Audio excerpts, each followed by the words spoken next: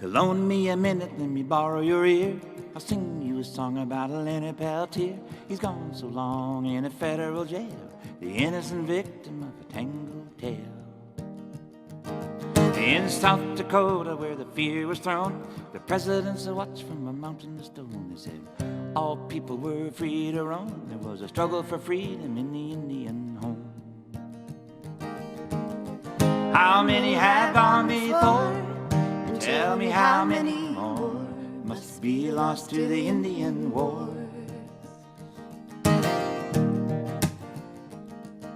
The company spoke to the high command. We need the deeds to the Indian land to dig for oil and uranium ore, and maybe have to start a little Indian war.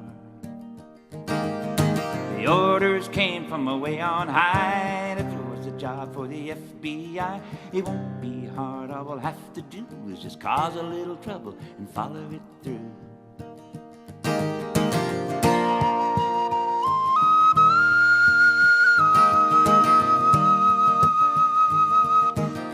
In Oglala, where the spirit did dwell, it was a time they remember well. The women and children were gathered there when the wind blew a warning through the whispering air.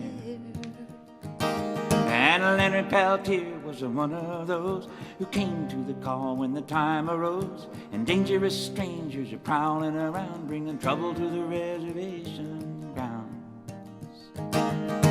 That was when the agents made their play in a gunshot battle on a deadly day, and 3 men died in Lakota land, 2 FBI and an Indian man. How many have gone before?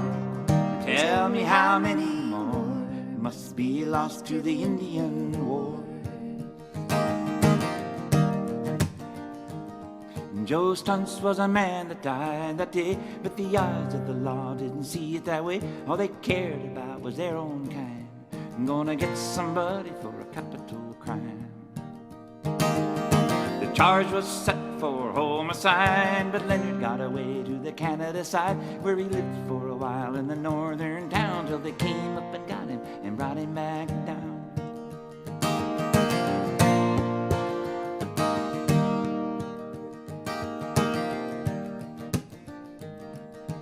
Judge and the jury, they both agreed, 2 times murder in the first degree. They pounded the gavel and they rang on the bell, 2 times life in a federal cell.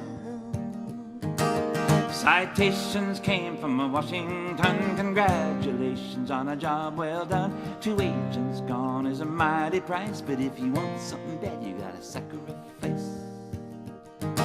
They took a Leonard Peltier off away in chains, all of those years to suffer in pain. Oh, but all of those years makes a warrior strong, and the struggle of the people goes on. How many have gone before? Tell me how many more must be lost to the Indian wars.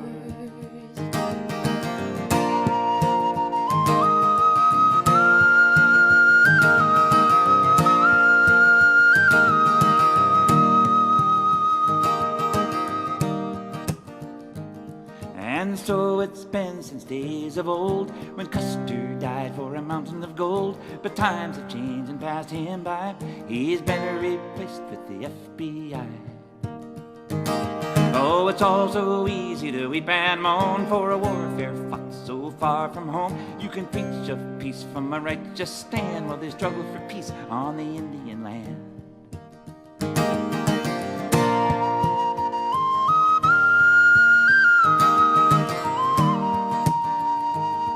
When Joe Stunts was lower down, the winds did blow with a mighty sound. The answer came in the driving rain, this man will not have died in vain.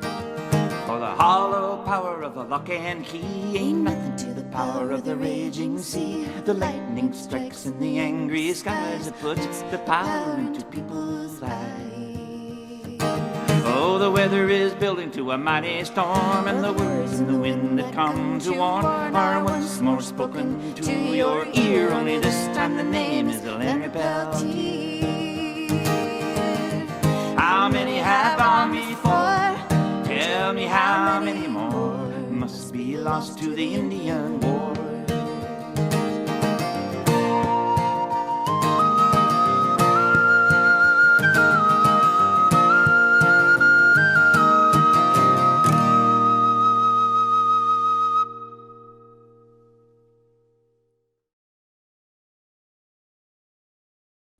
Greetings all, and welcome to honoring Leonard Peltier on International Human Rights Day, this 10th December 2022.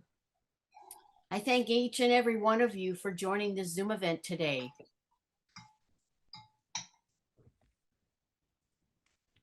My name is Donna Wallach. I live on Muwekma Ohlone unceded territory, where the Tamian language was spoken, also known as San Jose, California. I have been active with the Leonard Peltier support group here in Silicon Valley since it started in 1999. The song you have been listening to is Song for Leonard Peltier, written by Jim Page. This recording is from April of 2010.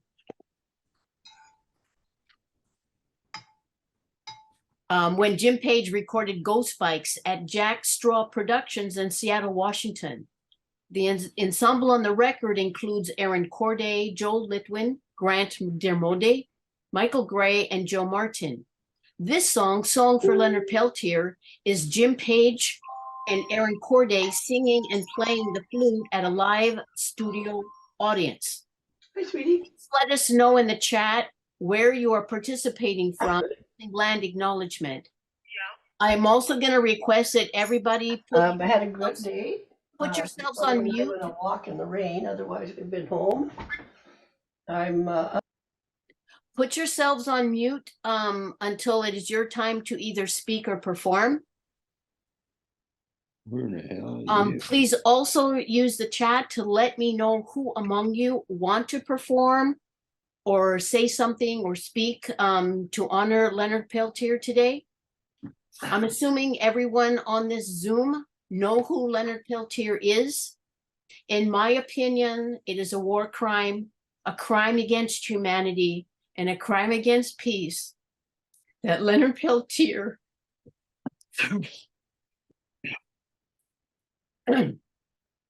among thousands, if not tens of thousands, if not millions of other innocent people are incarcerated for decades in the prisons in this government. The United States of North America government has been at war since the Europeans first stepped foot on this continent, murdering, kidnapping, stealing the natural resources, and destroying and desecrating sacred land here and everywhere they step foot. Okay, so who would like to begin? And please introduce yourself, unmute yourself, and let us know something about yourself. I'm expecting more people to join because 37 people on Zoom said that they would join. So if you'd like to,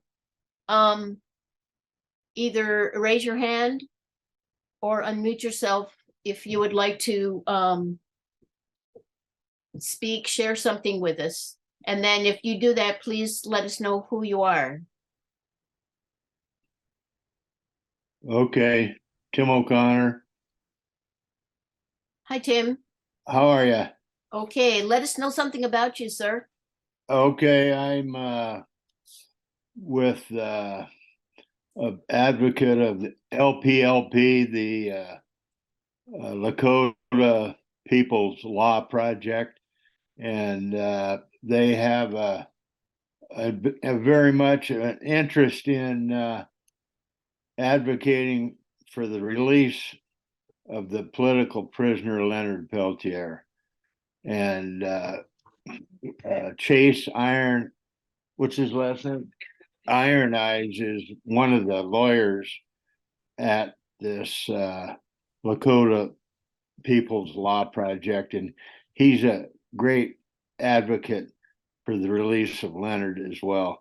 And Leonard has already been punished beyond for being an innocent man, beyond excruciating time, just like some of the earlier political prisoners.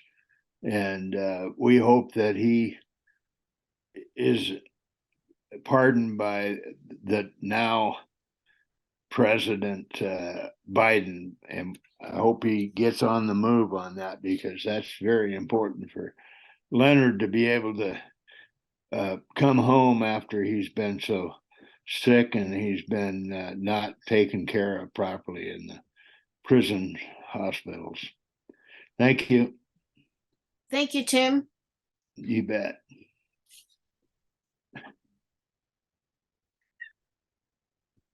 Who else would like to say something? Yes, this is Trujillo Miguel Vasquez, a longtime activist of the Bay Area, most in East Side San Jose. We were the marchers with the UFW representing American Indian movement too there, with Wounded Knee and Bruce Gali and Guy Kelly. And my wife Patricia Vasquez, all the way from the land and plus 31 days up in the capital until the governor signed. So I believe this is a just cause, advocating for the freedom of one of our relatives and one of our people. And this is Trujillo again, Miguel Vasquez. Thank you very much, Trujillo. Thank you for joining us.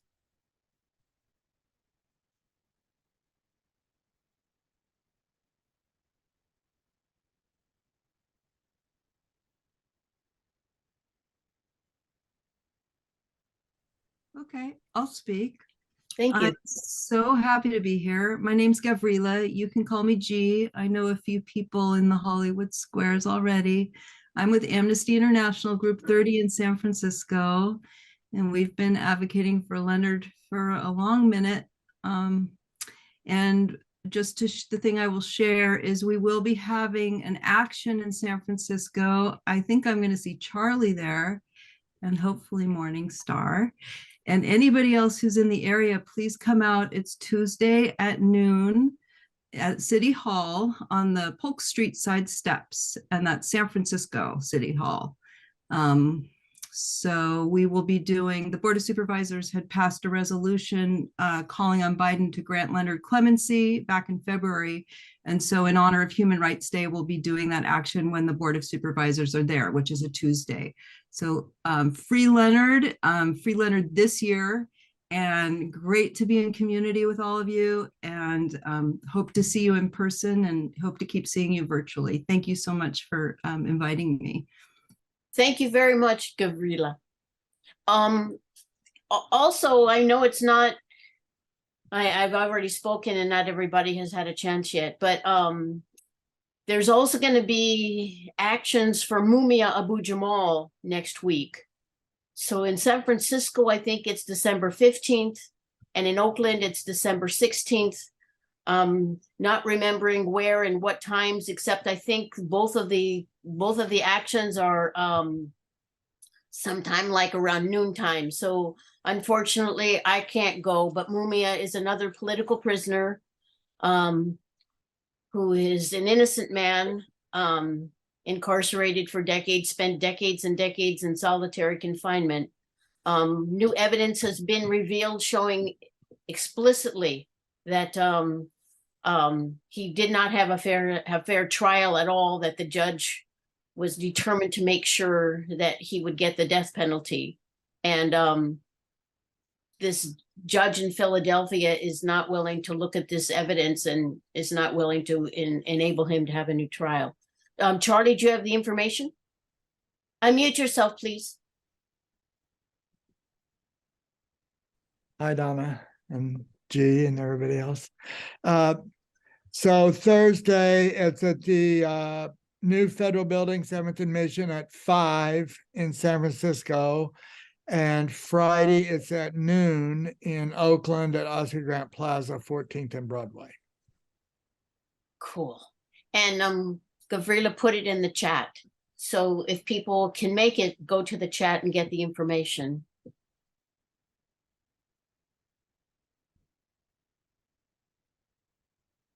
Who else would like to speak? I'm Carol. Hi, Carol. Hi. Let everybody know who you are. Yeah, I'm Leonard's aunt. His sister was his sister. His mother was my sister, Elvina. And that's a short story, and that's who I am. So I was going to read what I wrote for the 500-mile run that was held at Pier 41 on Thanksgiving Day. I read this. I wrote this for Leonard, and I read it to the group that gathered, and I would like to read it for you. I'm sorry, it's a little long. No, it's fine. Please, it's wonderful. Okay, so here I go. It's for Leonard. We are floundering in an ocean of words. Words without feeling, sentences without meaning. How many words are there in the English language? How many ways can they be put together? How many thoughts have we rearranged and repeated and shouted and wept? Freedom for Leonard, we silently pray and yell at the top of our lungs. So far, all of our words have fallen on deaf ears. The strength and the power is that we will not give up. James Robideau recently posted the following beautiful words. Advice from Maria Sabina, a Mexican healer and poet. This quote: heal yourself with sunlight and moonlight, with the sound of the river and waterfall, with the roar of the sea and the flutter of birds. Heal yourself with mint, neem, and eucalyptus. Sweeten with lavender, rosemary, and chamomile. Snuggle up with the cocoa grain and a hint of cinnamon. Put love in tea instead of sugar and take it looking at the stars. Heal yourself with the kisses from the wind and the hugs from the rain. Stand strong with bare feet on the earth and with all that comes from it. Be smarter every day by listening to your intuition, looking at the world with the eye over your forehead. Jump, dance, sing to live happier. Heal yourself with beautiful love, and always remember you are the medicine. End quote. The horror is that Leonard cannot experience these things. Are prisoners allowed to stand in the sun and the rain, walk barefoot on the earth, kneel on the sand in the dark, and gaze at the moon? The beauty is that Leonard has, indeed, made himself smarter all of the 17,093 days of his incarceration. The blessing of the great mystery is that some of these things we carry in our spirits.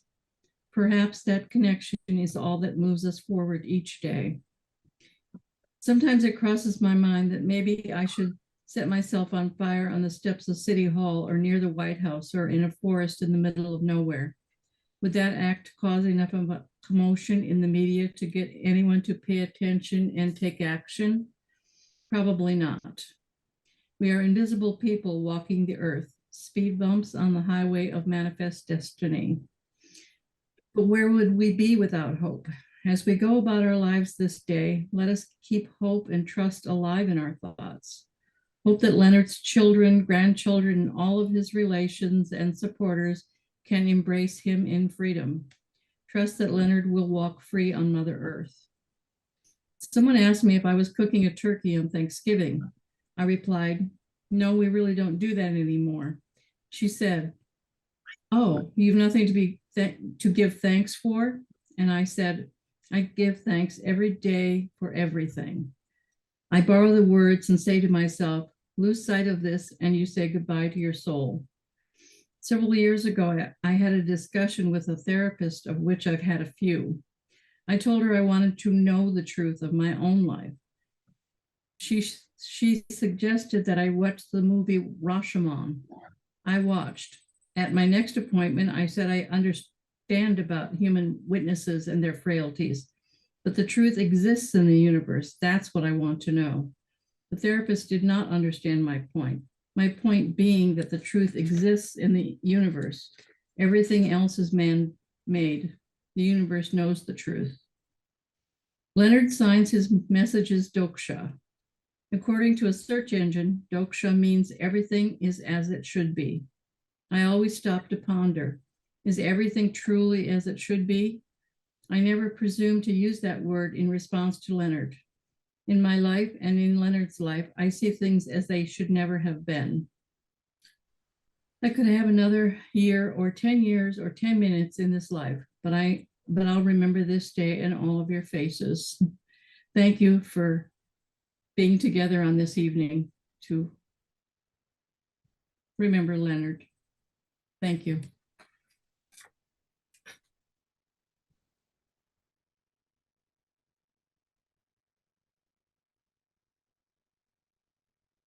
Oh, okay.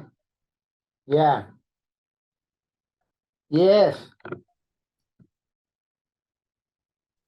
Donna, you're on mute. Sorry, thank you. I muted myself because my cat was meowing. Joey, you want to participate now? Hello?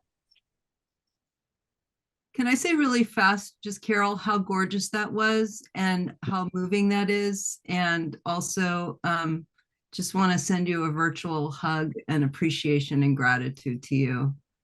And hi, Jojo. Hi. I had a little trouble getting on. Can you see me? Yes. Okay, good. I'm not moving. I just see a picture. Now I'm moving. Okay. So I don't know what happened to, there was a Joey Martin and he disappeared. So I don't know what happened. I hope he comes back, or I hope Joey comes back. So who else would like to, yeah, and yes, Carol, that was so powerful. You always write such powerful statements. So thank you very, very much for writing it and being willing to share it with us. Who would like to go now? Hi, this is Morningstar. Hi, Donna. I just wanted to say thank you, Carol, so much for reading that to the 500-mile runners as they run for Leonard every year after sunrise gathering. So really, really appreciate those words that are shared, and I'll just share. Morningstar. I had to come see the other Morningstar. Yeah. I don't know where she's going. Hi. Morningstar Gali, Ilikatage Chi'i Ma'ajumawi is Chi'i. My name is Morningstar Gali. I work as the California Tribal and Community Liaison for International Indian Treaty Council, and also have my own organization now, indigenousjustice.org, where I serve as project director. It's really beautiful to be here with all of you today. Leonard has been imprisoned for longer than I've been alive, and I've spent my entire life attending. My father was incarcerated at San Quentin for 7 years. He was released in 1977, and him and my mom lived in the AIM house together in Oakland, the AIM for Freedom Survival School, where I was born. And so I've spent my entire life knowing, about the injustice in Leonard's case to Native peoples in general. And so really would not want to be spending anywhere else on Human Rights Day, but, in this group with all of you. It's very much an honor.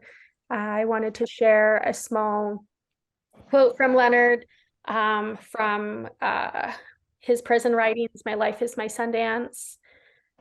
Share, we are not statistics, we are the people from whom you took this land by force and blood and lies. We are the people to whom you promised to pay in recompense for all this vast continent you stole, some small pitiful penance to assure at least our bare survival. And we are the people from who you now snatch away even that pittance, abandoning us and your own honor without a qualm, even launching military attacks on our women and children and elders, and targeting illegally, even by your own self-serving laws, those of us, our remaining warriors, who would dare to stand up and try to defend them. You practice crimes against humanity at the same time that you piously speak to the rest of the world of human rights. America, when will you live up to your own principles? I want to share that in honor of Human Rights Day, in honor of Leonard and all political prisoners, to free them all. And, thank you to Donna, thank you to G, to Carol, to all of you for all of your efforts. I'm always, continuously inspired, in the ongoing commitment that we all have collectively. And, it's a moment right now that we haven't seen before in terms of, the media support. And I think that's just very powerful. And it's definitely prayers in action and prayers being answered. Thank you to Miguel and the UFW marchers. I was able to join with them this past summer with some of my family that was marching with them. So thank you to all of you, and pass it on now.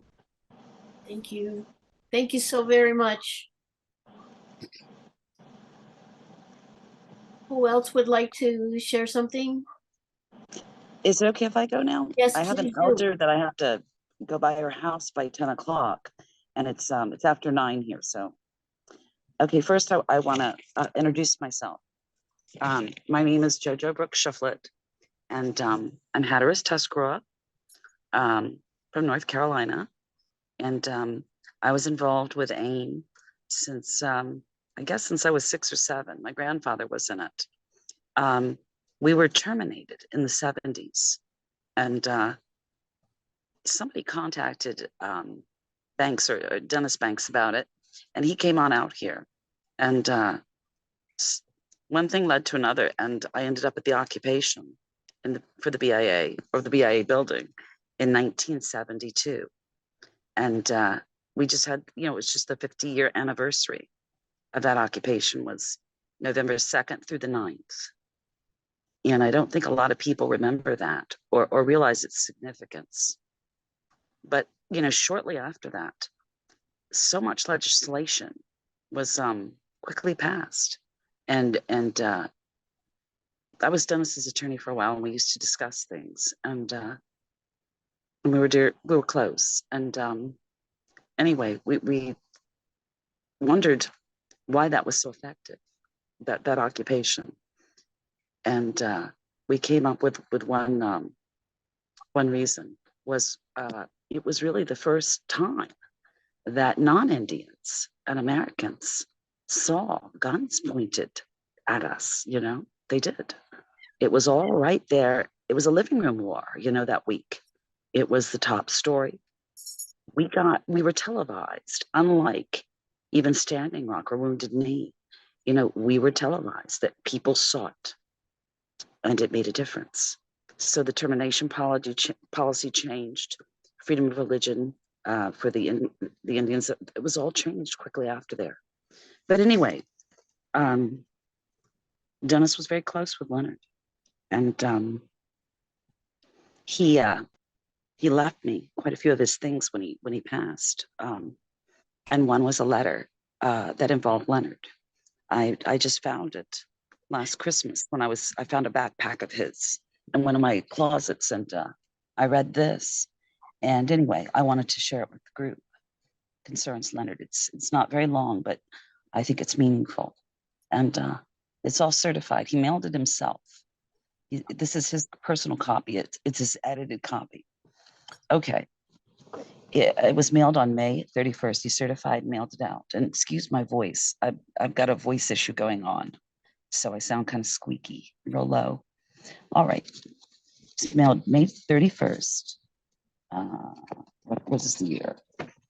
May 31st, 2016. There's this little certification. All right. He says, Dear President Barack Obama, I write this letter from Selma, Alabama, a very historic town with two significant meanings: the cradle of the Confederacy and the birthplace of civil rights. Yesterday, our group of 40 plus people, the Longest Walk 5, calling for the end of drug abuse and domestic violence, walked over the Edmund Pettus Bridge, which crosses the Alabama River. As we crossed the bridge, I explained to the walkers the event that occurred on March 7th, 1965. For on that day, 600 walkers prepared to walk to Montgomery to voice their demands for their voters' rights. They were met by state troopers, sheriffs, and deputies with dogs. They were viciously attacked by the dogs and beaten by deputies using nightsticks and tear gas.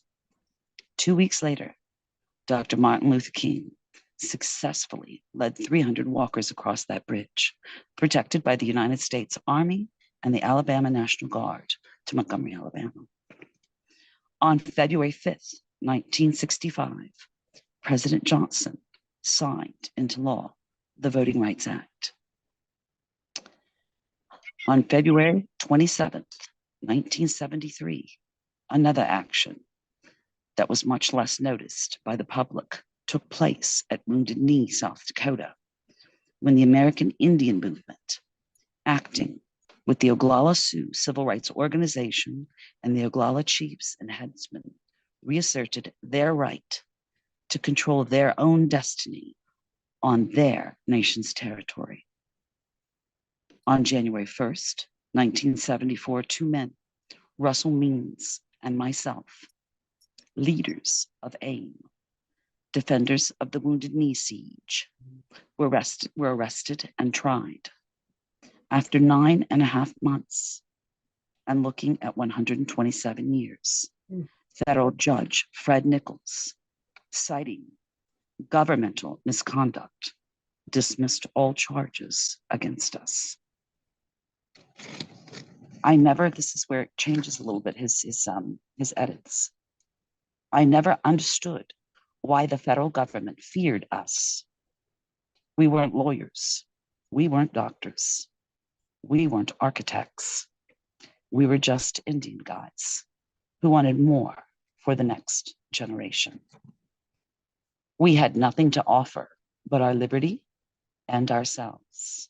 And so we offered both freely, hoping the next generation would be doctors and lawyers and architects. I write inspired by the courageous actions of President Johnson and federal judge Fred Nichols. The history of Leonard Peltier's case is dripping with the smell of politics, for we were the dog soldiers. Leonard was one of the dog soldiers. Today, I ask you to release Leonard Peltier from federal custody. He has been held for over 40 years, and his health is now failing him. Should you fail to release him, then you fail us all, for I am positive he will die in prison. Mr. President, please release Leonard Peltier. 40 years is long enough. National Field Director Dennis J. Banks, American Indian Movement. And he got it mailed. He got it mailed out. And we didn't hear back, except one of those, standard, we received it, Mr. Banks, and we'll give it some consideration. But I told him, he asked me before he passed if I would continue on trying to do something for Leonard. I wasn't sure what I could do. So anyway, we do what we can do. And, but we never give up. We can't. Leonard was one of the dog soldiers. Those men, they mean a lot to us, those names. And we can't ever forget them. And we just never give up on Leonard. He never gave up on us. That's all. Thank you. Thank you very, very much. And please let everybody know your position now in the Leonard Peltier International Leonard Peltier Defense Committee. Oh, I was former co-director with Jean, but I've had some medical issues, and I'm just a member of the executive board now. Yeah. Well, thank you for everything you do and have done. Well, thank you. Thank you for having me. Let's just keep passing the word. And I guess everybody out here already is probably in contact with the International Leonard Peltier Defense Committee on Facebook. You can follow us, share anything you'd like to share that we post about Leonard. Leonard Peltier, yeah, you have to do it through the. Joe, I was just gonna say how Did you beautifully get an read email that. about this? How did you get my phone number? You did that so beautifully. And I put in the chat, I know people are, Donna's on the phone, so some people might not be able to hear, but I put the link in the chat to the C-SPAN when you actually read that letter as well. So the recording of you reading that letter is there. Thank you so much. Yeah, and it's such an amazing, that was a great session, I thought. Did you? It's being recorded. I don't know how soon I can get it posted. But I'm on the thing right now, so I can't talk with you. And lots of healing energy around you, JoJo, and lots of love. Thank you. Thank you, sweetheart. All right, I will try to get it posted. All right, but I'm in the middle of it, so I can't continue to talk. I know, thank you.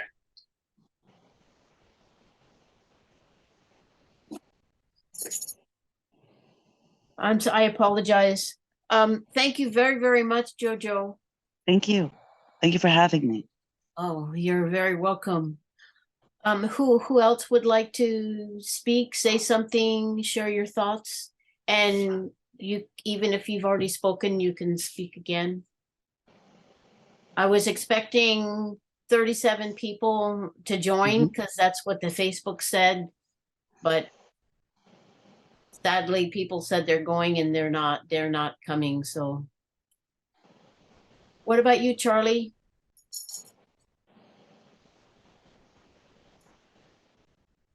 Well, hello, everybody. I'm Charlie Hinton from San Francisco. And I worked, we had a Leonard Peltier support group here in the early 90s that I worked on for a couple of years. And, I kept in contact and participate in actions. And very grateful to Donna for her undying efforts, just nonstop. And, I look forward to whatever actions there are available. It's just, I was so upset with Obama. I was just he let out Bradley Manning, Chelsea Manning, and not Leonard, and I just hurt after all the phone calls every week. Are we calling Biden? Are people calling Biden now? Is that recommended? Yeah, call, text, and tweet. Call, text, tweet, email. You can do and then there's an amnesty action that is it's like a petition, but it just sends the responses. But there's multiple petitions. You can text them every day. Yeah. If you guys want, does everybody have the text number? I could put it in the chat. Yeah, you could put it in the chat. Okay. That would be good. And Charlie, I mean, you can talk about some of the other issues you're involved with, right? So you can talk about Haiti, you can talk about Clyde, you can talk about Wendy Howard, talk about, it's all connecting the dots, right? I didn't hear any of that. It froze. You want me to talk about Clyde and Wendy? Yeah, talk about Clyde and Haiti and Wendy. You're involved with so much. Well, I'm involved in 2 legal cases now that are fascinating. And the DAs are evil. And one of them is a man named Clyde Jackson, who committed awful. Oh dear. You froze. The victim is traumatized still, and so there's no diminishing what he did. But 42 years later, he is just an incredible person. And during the hunger strike in 2013 at Pelican Bay, there was an action alert to contact 14 people who'd been designated as leaders to give them a paper and a pen and a stamp so they could mail out letters. And one of them wrote me and told me about Clyde Jackson. And based on his letters from Pelican Bay, I've written a play called Solitary Man, A Visit to Pelican Bay State Prison that I performed for 3 years before COVID with an actor in New York playing Otis, the prisoner I visited. So Clyde was eligible for parole and didn't get it in 2015. And so there's this process called resentencing, where CDCR, and I'll make this quick, or a DA can request that a person be resentenced. Especially this is used for all these gang enhancements and weapon enhancements, so they can take out the enhancements and get people out faster. And so I applied, I wrote the DA that's gotten 2 other people out, I mean, the public defender here that got 2 other people out.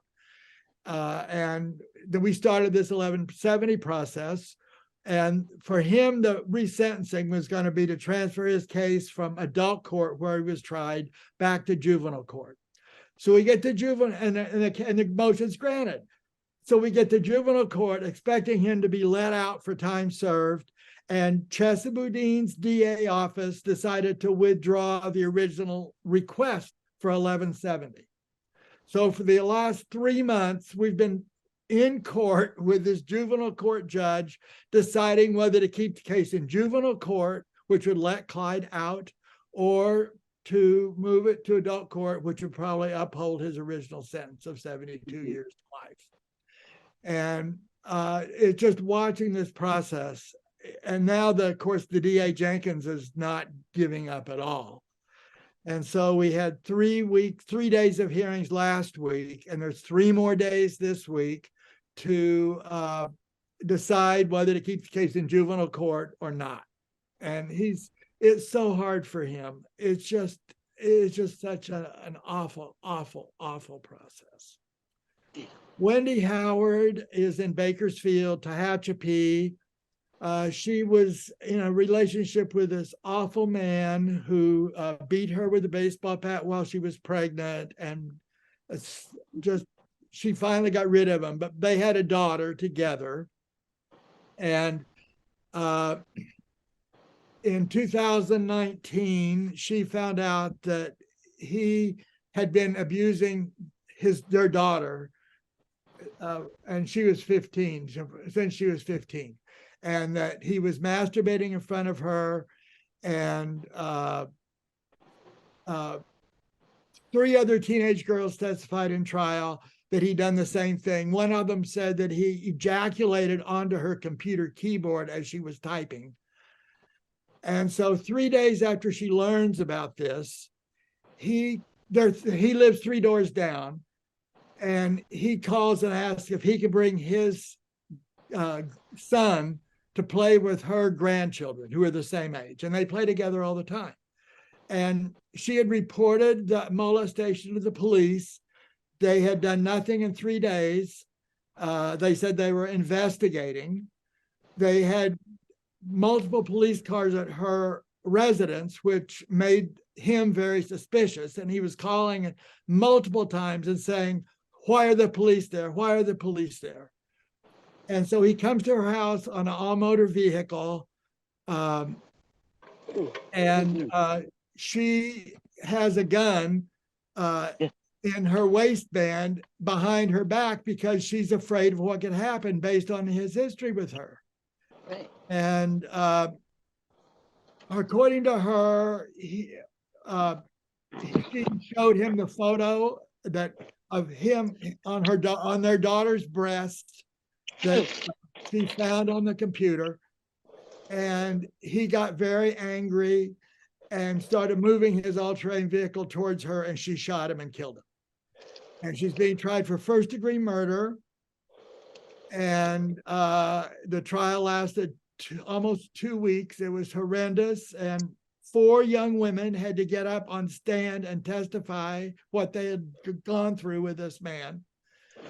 And the jury acquitted her of all charges, except the charge of voluntary manslaughter, on which they hung 7 to 5 to convict.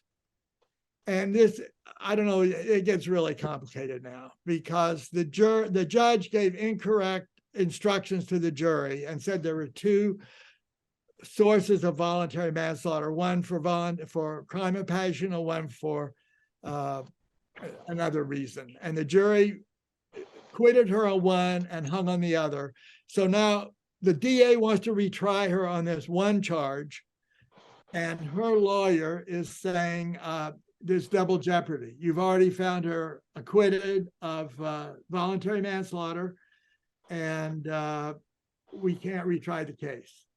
So that hearing's on February 21st, and it could go to the California Supreme Court. All over it's very interesting because the Bakersfield public opinion is very much for her. And there's a radio journalist who has said she's never, ever, ever going to get convicted by a jury here. A lot of people are applauding that the guy's dead. And the DA has spent 3 years pursuing this case. And now they're going to retry it. So it's American justice in action. What can I say? Yeah. And would you also like to speak about some of the work you do for Haiti? Haiti Action Committee, 30 years old this year. And the situation in Haiti is absolutely tragic. We have supported President Aristide and the Lavalas movement to build more schools in the few years he was in power than had been built in Haiti's history. He was elected in the first free and fair elections in Haiti in 1990 and was overthrown at United in a coup. 9 months later, 1 week after he went to the United Nations and said Haitians were tired of sitting under the table, they wanted a seat at the table. So he was returned to office after the first Haitian refugee crisis in the 90s. He was reelected in 2000, was overthrown in 2004 in a coup that killed more than 10,000 people and has led to a reign of terror that still exists to this day. And the situation is deteriorating more and more and more and more. There's a confederation of death squads called the G9, whose leader is a man named Jimmy Cherizier, whose nickname is Barbecue, because he burns people to death and he burns houses and neighborhoods down. We have a photo of a pregnant woman's body that was burned to death. Just Thursday of last week, this group of people went into a neighborhood and burned down 20 houses. Gangs control every road. Well, they're just 2, north and south, out of Port-au-Prince. They also control the road from the harbor to the city, and they control the road from the oil refineries to the city. So no goods could pass without paying ransom to somebody. So it's been negotiated that the gas is getting back in, and gas is more than $10 a gallon for people who maybe make $3 a day. So the United States wants to send in UN troops, the ones that brought in cholera, the ones that brought in death squads, the one that brought in gang rapes. It's a terrible, terrible situation. We are against occupation. We are against sending troops.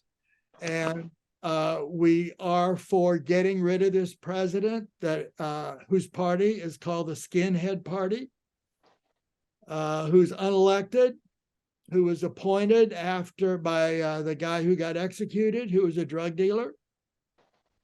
I'll stop. It's a awful situation, and we're going to be having a teach-in soon. You froze, Charlie. Testify. You Yeah. froze, Charlie, so we didn't hear that last part. Oh, I said we had our first meeting today to plan a teach-in that will take place, I think, in late January. And so if you send your contact information to Donna, if you'd like to be notified of that, I'll get you on our email list. We don't send out much, and what we send out is good. So, Charlie, why don't you put into the chat, the- solidarity.net, the website? Yeah, okay, I'll do that. And thanks everybody for listening. If you have any questions, I'd be glad to answer. But it's been, these two DAs, it's quite a journey with them. It's You're amazing. Charlie, can you hear me? Can Charlie hear me? yeah. Hey, Charlie, this is Jojo. I just wanted, you know, about the lady who shot the gentleman. Wendy, haha. Yeah. My cousin Nora, this was, gosh, now that I think about it, like it happened when Samuel, this was like 20 years ago, I guess. She shot her husband. She's Lumbee and he was Lumbee. And it was domestic violence. And he was abusive. But anyway, the gun, he was the one that approached her with the gun. It went off. And they had her for first degree murder. And there was an attorney here in North Carolina. We had a pretrial hearing and he got her off on it. But I've had experience. I was at legal aid then. I've had experience with those attorneys. There's a wonderful organization called Survived and Punished that a professor at UCLA, who's a founder of that organization, has been working with Wendy's defense committee. And she said, were it not for our advocacy, she would be in prison right now. But I'll tell you, I think what saved Nora was not like I'm not a criminal attorney, so I'm not taking the credit. That was Hugh Rogers, that was his name. But he was a friend of mine, and I got him to do it for $5,000 because everybody else wanted $35,000. And the ticket there, the key there, was the pretrial hearing. Most pro bono or public defenders waive pretrial hearings. They do, because they're busy, and most of the time you lose, you know. But there's some cases that pretrial hearings were made for. Remember the OJ thing? He almost got off at that pretrial hearing, I remember. But Nora's case was one at the pretrial level. So anyway, just my 2 cents worth is that a lot of times, you know, I'm not saying that public defenders are inadequate in any way, because they're not. I think that's a myth, and it's a sad one, because like myself, I was told by some other people that, you know, legal aid lawyers, it's because you can't get a job anywhere else. No, it's not. It's calling. You know, it really is. I felt more comfortable there than I've ever felt working anywhere else except with AIM and Dennis. But it's calling. So anyway, I just thought I would add that don't overlook the pretrial hearings. I want to add one more campaign that I'm involved in, and that's to free Ruchell Magee, who has been in prison currently more than 53 years. He's 83 years old. He walked with a walker. And there's a commutation campaign to Governor Newsom. So I'll put all this stuff in the chat, and I'll put Wendy's website, I'll put Haiti Action website and email, and Ruchell, the free Ruchell. Yeah, Ruchell Magee is basically an innocent man. He was the youngest prisoner in the, oh gosh, I forget the name of the name of that horrible prison in Louisiana. Angola. He was I think 15 years old, maybe 17. He was dating a white woman, and when they released him, they told him leave Louisiana and never come back. So he's been in prison his entire adult life. because he came out to California, got arrested on some bogus stuff about marijuana and was incarcerated, and he's been incarcerated since then. He was the lone, one of the few survivors of the Marin County Courthouse uprising. The jury acquitted him on kidnapping, and the judge overturned the acquittal. And he's been struggling against that for a long, long time. So, would Jennifer or Colleen like to say something?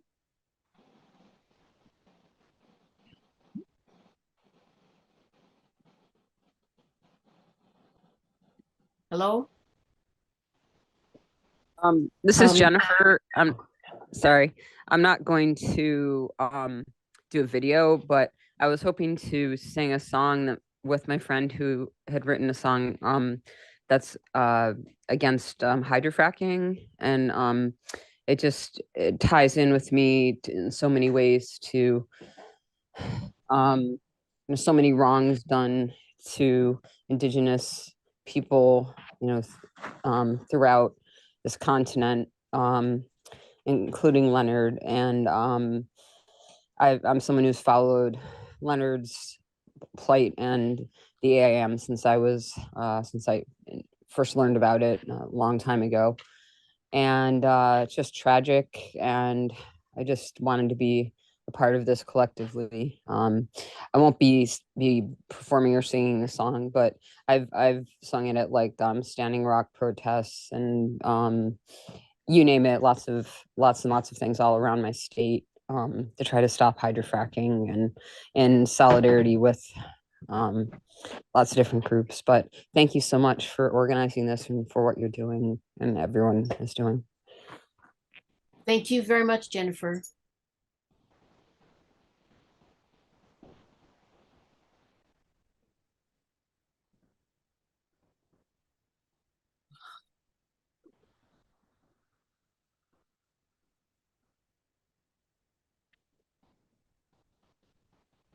Did someone drop out? Jennifer, I thought you were going to sing. Yeah. I thought so too. Sorry. Oh, sorry. I had bowed out of singing because my musical partner, I checked with him on my way tonight when this was starting, and he wasn't available to do it, but I could have on my own, but I don't know. It's not, the lyrics aren't 100%, Leonard Peltier, free Leonard Peltier. I used to walk around college writing free Nelson Mandela and free Leonard Peltier, with chalk everywhere I went. So I'll suffice it to say that. And hopefully you guys will hear the song Gassed Land at some point. Been trying to get my friend Mike's song out there since at least 2012 or sooner, earlier, since I've been singing it myself around the state. I'd like for my 2 or 4 minutes legislatures and things to try to reverse or just try to get people to think, and it's helped. So I appreciate that. I just didn't want to take over with something that wasn't directly related or as important, Well, but not important. But Leonard Peltier, from the time of his being 17, after he did his first Sundance, he traveled in the North Midwest out to the Pacific Northwest, struggling for Indigenous rights. So whatever you're talking about, it's connected. So it's, instead of just focusing on one issue, it's all connected. Leonard Peltier understands that and typically talks about that in his statement. So please, if you don't want to sing the song, then at least tell us the lyrics, because it's connected to Leonard. It's connected to all of us, right? Yeah. If I could figure out how to get it, normally I'll have it on my phone and I'll stand in front of, the mic at the, at the hearings or whatever, wherever I'm protesting or whatever, and and sing it. And I've sung it on guitar, myself standing on the picnic table in Seneca Lake to have them, stop the storage of fracked gas there. But I'll if the other person wants to speak, maybe I'll raise my hand or something if I feel like I'm ready to participate and sing a little bit of it or something like that in a few minutes. If All that right. sounds good. Thank What you. was what's the young lady's name? With the song? What was her name? Jennifer. Hi, Thank you. Jennifer. I just want to say thank you. Thank you for, being inspired to write a song about Leonard. It's important. Songs. Yeah. I mean, we just had some young people here in my tribe, and they wrote a song about Leonard. And I was kind of amazed that, I was in a club at the beach, like a kind of a night. I don't really go to clubs, but I went to hear them. And they sang about Leonard. And that introduces like a whole new generation, that speeches and all, just political meetings, music affects young people like our words can't. So thank you. Thank you. And if you could record it, Jennifer, and then share it out, that would be amazing too. And then also, Jojo, if you can ask the young people to do the same. Yeah, I've actually asked. Her name is Alexa. She's beautiful. She's about 30, I think. And the I'm almost 60, so she's young to me. And but there's even younger kids that look up to her. And I've asked her to join me. I'm going to try and get this Rise Up for Leonard Day in our tribe, because we have almost 60,000 in our tribe. I think we have 40 some enrolled, but I'm going to try and get everybody, of course, everybody won't, but even if I can get a third or something, or a fourth, to try and call the White House or text, or like a Rise Up for Leonard Day among the Lumbee and Tuscarora. And I thought we could make an impact here on the East Coast, And I've asked her to do that, with me, the young girl, because I'm an old lady. They're not going to, I can't get the reaction she can. Thank you. I just wanted to correct something. This is Jennifer. It's Sure. an hydrofracking song that my musical partner of 18 years that he wrote, and that I've been performing myself where I've needed to around the state. But it's about anti-hydrofracking, but I've connected it to lots of other issues that I think it is connected to. That's okay. I understand. But like Donna said, it is all connected. Yeah. Leonard is a big water rights advocate. So. Yes. Yeah. So he does have a SoundCloud version where I don't think we're both singing on that version, but we have some where we're both singing his political songs. And his name is Mike Baker, or Michael Baker, in Rochester, New York. And it's called Gassed Land. So if anyone wanted to look that up, it might not include me on it, but I'm on some of the songs, drumming and singing, and playing guitar and singing. But that particular song is, I believe, on there, and I'll make sure to tell him to put it up on SoundCloud if it's not up there. But I'll check during this meeting. If this is going to last for a few more minutes, at least I can check if it's on one of those two sites and let people know if it's under Mike or Michael Baker. We should be continuing until 8 o'clock Pacific Standard Time. Great. And he and I have a shared SoundCloud site too, but I don't believe it's on that one.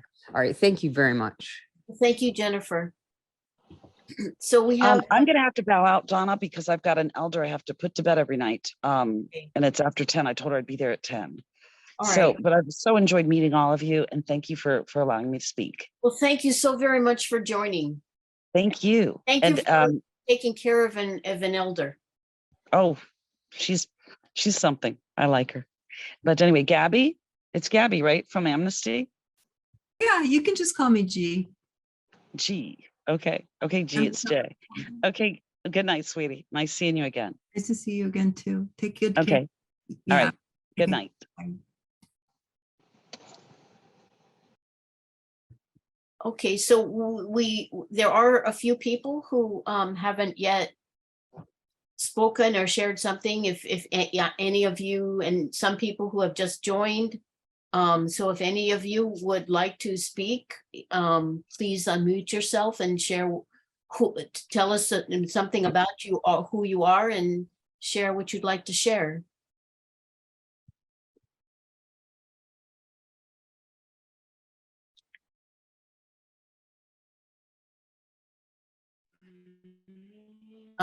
Colleen? Oh, yes. Trujillo, will you get to speak? Donna, I would like sorry, I got a very bad connection, disconnected, but I would like to share this beautiful song that was given to me by the creator during the march and the vigil up in Sacramento. Okay. Please, yes.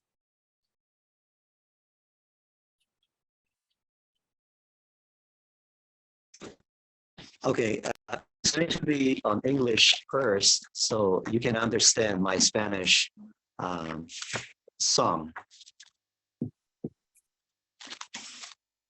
Hello, I'm going to read it in English. This is called Tonantzin, Family, Art, and Love.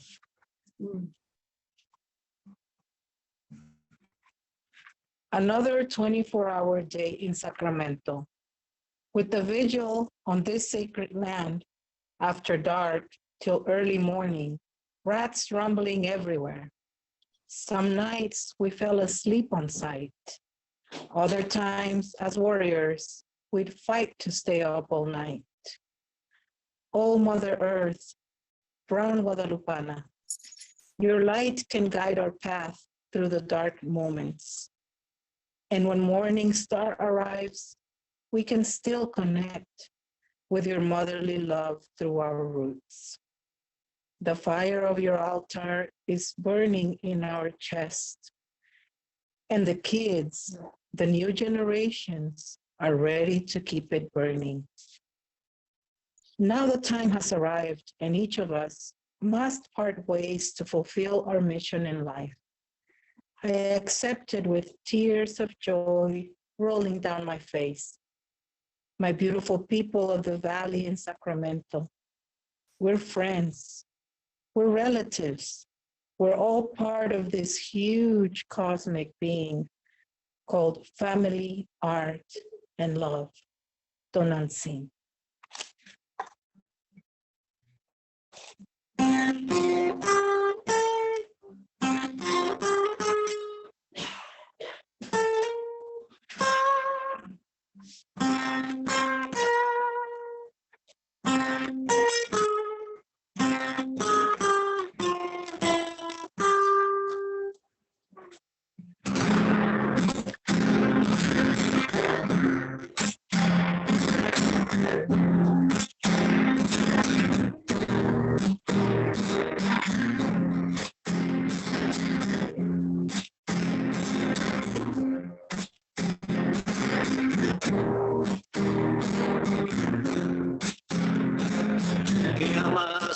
Sacramento, con la vigilia en tierra sagrada, de madrugada ratas corriendo, veces dormía y veces velaban, Madre bendita Guadalupana, tu luz nos guía noche y mañana. Cuántas mantiene el fuego encendido, los niños listos para velarla.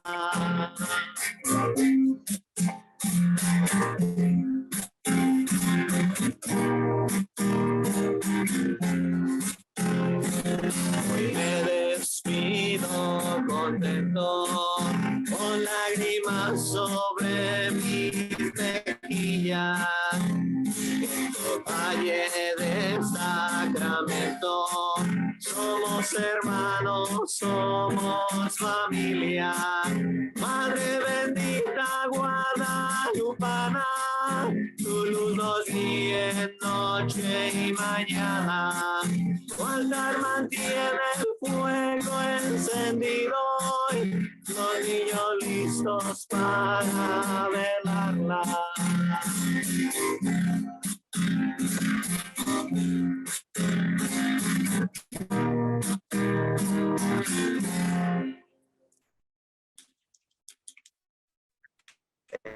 It's a beautiful song. I hope that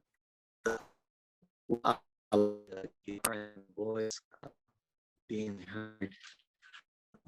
But this is the way original how it came to me. And this is the sound of the marchers. The marchers will listen to this rattle from American Indian movement that was given to me to do the prayers all the way to Sacramento. And it's like this.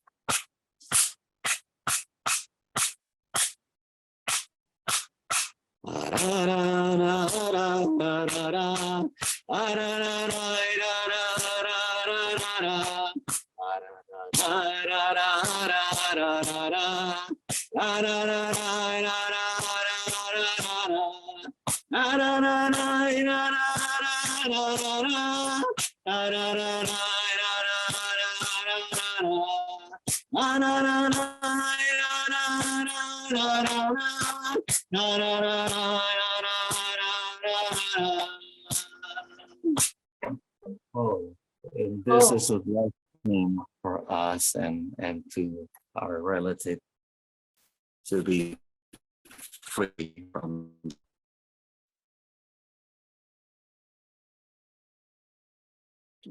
Trujillo Miguel Angel Vasquez, thank you very, very much for joining and singing your beautiful song and playing your beautiful music.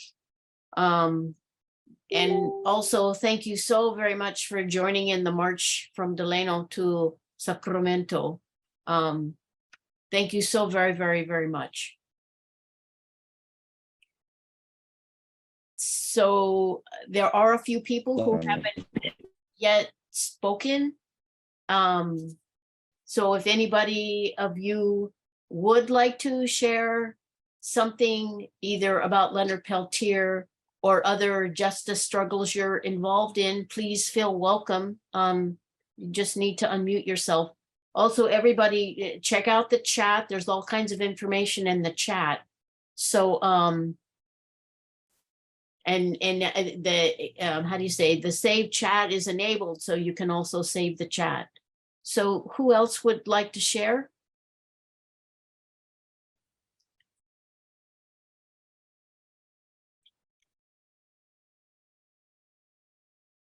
Colleen or Liza, would either of you like to talk about Protect Juristac?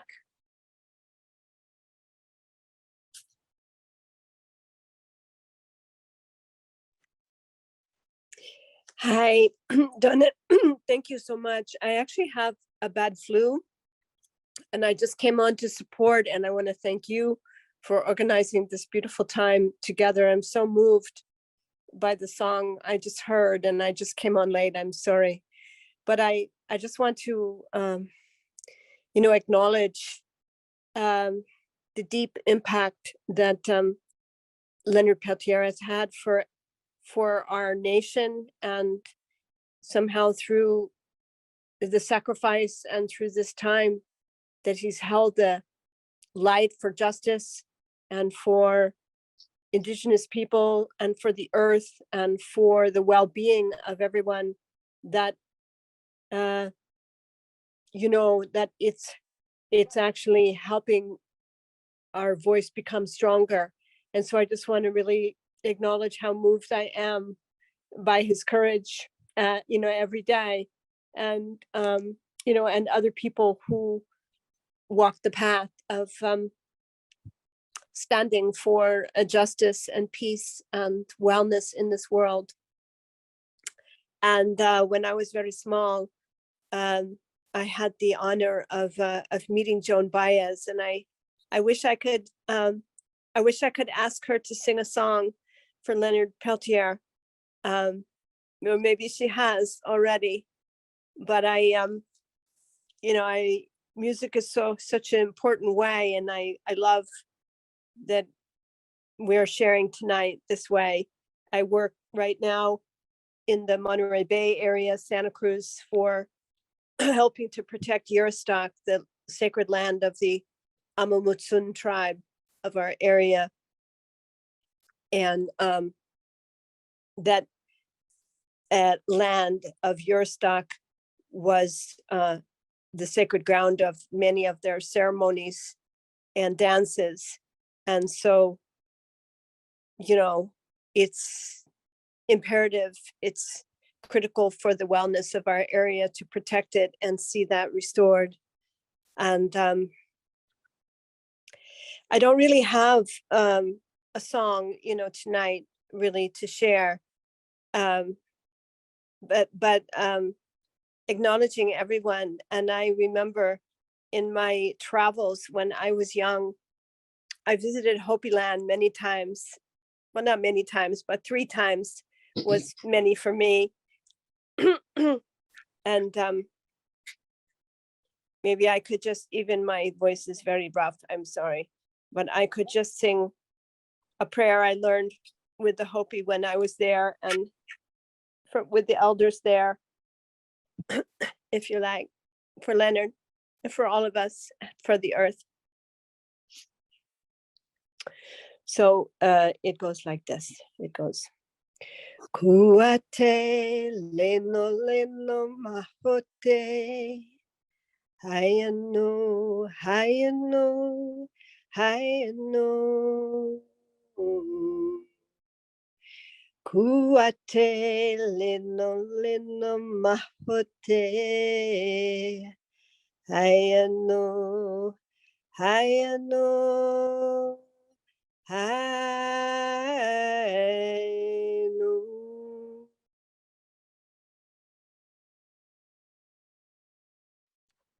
Thank you very much. Thank you so much, Donna, for organizing tonight. Much love. Well, thank you everybody for participating. So there are a few people who still haven't shared, spoken. So would anybody who hasn't yet spoken, would you like to? This is Jennifer again. Hi, And Jennifer. hi, I was just trying out singing along to a recording that I have that's an MP3. I put it in, I tried putting it in the chat, but I emailed it to you, to the site for the event tonight. And I'm just trying to see if my drumming in the background and singing along works. You can just give me like a thumbs up if it works, but I'm gonna go into the other screen I have, sorry, from my Gmail for Gasland. Yep, and I can still see you. So if you give me thumbs up, I'll know it's working. Okay. Is it a okay time for me to try doing that? Yes, It's yes, like please do. okay, here we go. And I'm a little rusty on it, but I've just practiced. Okay. This is by Mike Baker. It's called Gastland.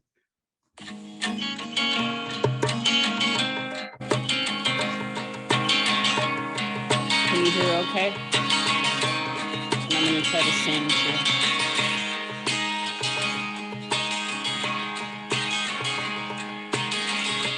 All across America, this land we love so free. We're spoiling our air and water, producing gas energy.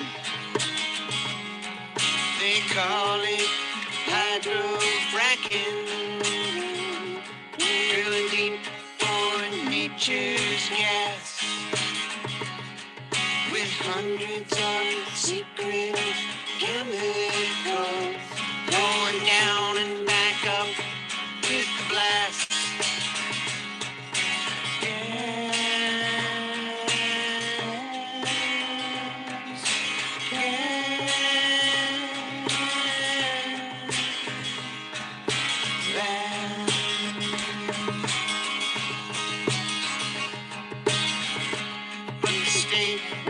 God protecting us from the runoffs or the sprays, filling our lungs and tummies with deadly toxic waste. Tap water's igniting now with one strike of a match. Brain damage, rural folks breathing air without a mask.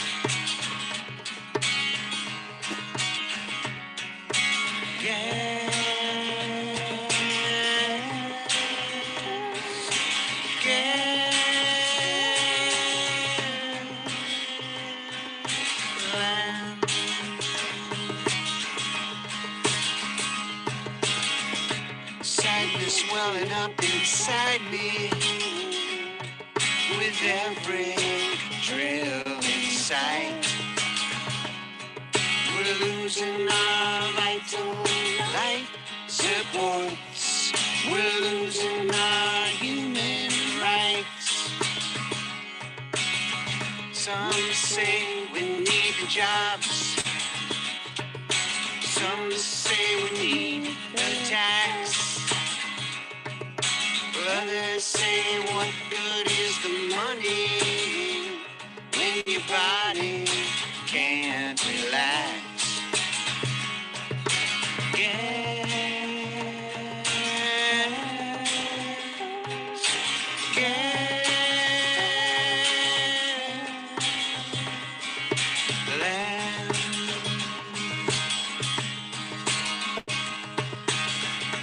Fears and fury rising, short-sighted politics of greed. Our health and living standard sure going down the drain indeed.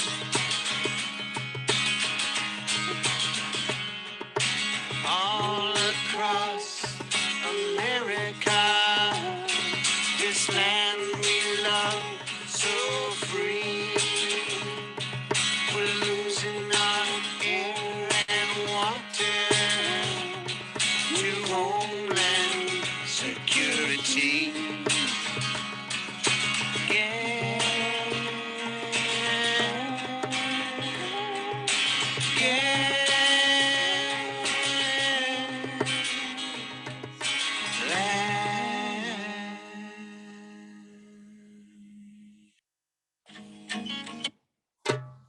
Thank you.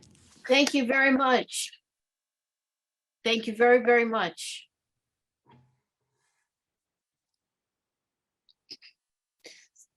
So would anybody else like to, especially people who haven't yet shared anything, would anybody else like to participate now?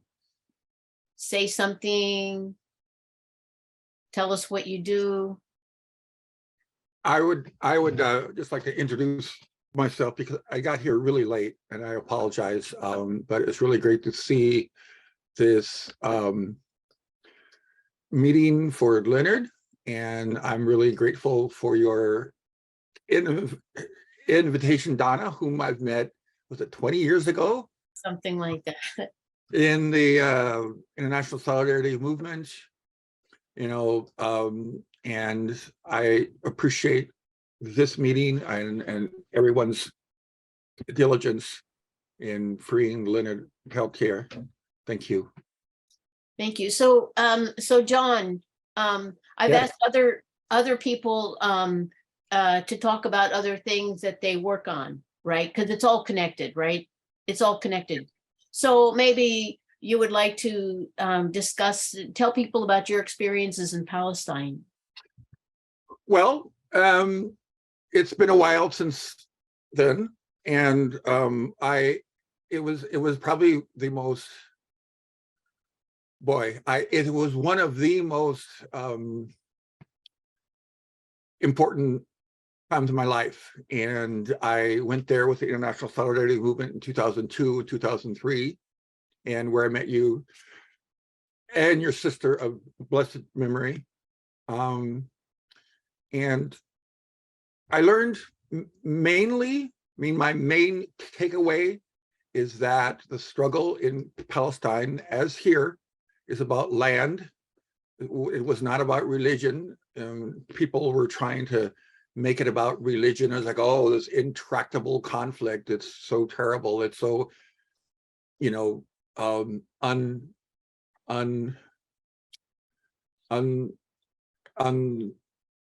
unsolvable. And I just received so much inspiration from the Palestinians people themselves. I was in the Gaza Strip about 6 weeks after Rachel Corrie was killed, and I spent there a month, and it was one of the most inspiring times of my life. And I really thank you for actually, you and your sister. There was a meeting at a church. I don't remember the name of the church, and it was the fall before I decided to go, and the two of you were talking about your experiences in Rafah, I think you were, and it was just a real inspiration. And thank you so much for this opportunity to put that out there. Thank you. Thank you so much. So, Colleen or Willow, would you like to share something? Donna, I'll say something brief. I don't have anything to share entertaining wise, but John made me think about how we inspire each other. And I have to say that, Donna, you are one of my inspirations.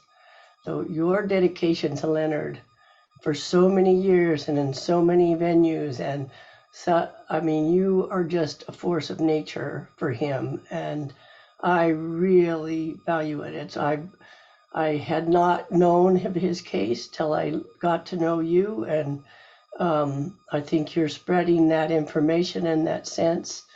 And I hope right now is an effervescence of support. It just seems, I've not been like you involved in this for very long, but just this year alone, this fall, so many people coming out, senators, students, politicians, saying, this is ridiculous. Let him out of jail.